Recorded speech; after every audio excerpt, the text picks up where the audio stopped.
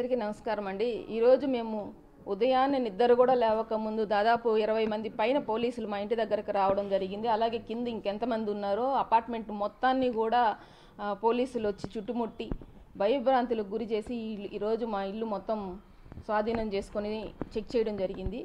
లోపలికి వచ్చినప్పుడు అడిగాం మేము, ఎందుకు వచ్చారు మీరు, ఏంది ఇది అని అంటే, బాలాజీ నగర్ పోలీస్ స్టేషన్లో కేసు వచ్చిందండి, మేము ఇల్లు చెక్ చేయాలి అని అన్నారు. ఏం కేసు వచ్చింది ఏంటనే అడిగినా కూడా వాళ్ళు సరైన సమాధానం చెప్పలేదు. కేసు వచ్చింది చెక్ చేయాలి, కేసు వచ్చింది చెక్ చేయాలి అని అంటూ వచ్చి ఇంటిని ప్రతి అంగుళం కూడా గాలించారు.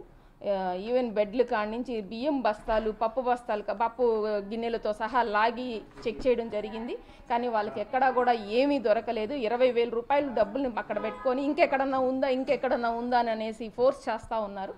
సో కానీ నేనే చెప్పాను, మీరు 10 సార్లు అయినా చెక్ చేసుకోండి, ఉన్నది ఇదే, మీరు ఎందుకు ఇబ్బంది పెడుతున్నారని అంటే, మాకు కేసు వచ్చింది అని చెప్పేసి 3 సార్లు చెక్ చేశారండి. ఇల్లుని 1కి 2 సార్లు కాదు 3 సార్లు చెక్ చేశారు.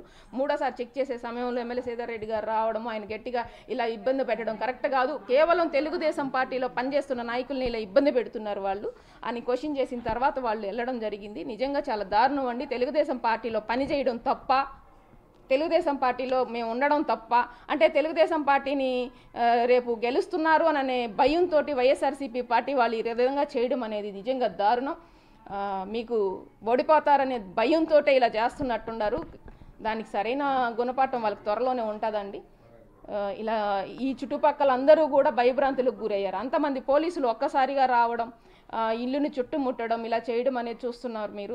నారాయణ గారికి కూడా మీరు పెద్ద స్థాయి వాళ్ళ నుంచి ఒక కార్యకర్త స్థాయి దాకా ప్రశ్నిస్తే గొంతు తొక్కడం, నిలదీస్తే కేసులు పెట్టడం, ఇలా చెకింగ్ల పేరుతో వచ్చి ఇబ్బందులు పెట్టడం, మేము భయపడ్డామండి. లోపల వాళ్ళు ఏమన్నా తీసుకొచ్చి పెట్టి మమ్మల్ని ఇబ్బంది పెడతారేమోనన్న భయం కూడా వచ్చింది. ఇలా చేయడం నిజంగా చాలా ఇబ్బందికరంగా ఉందండి, చాలా దారుణం అండి.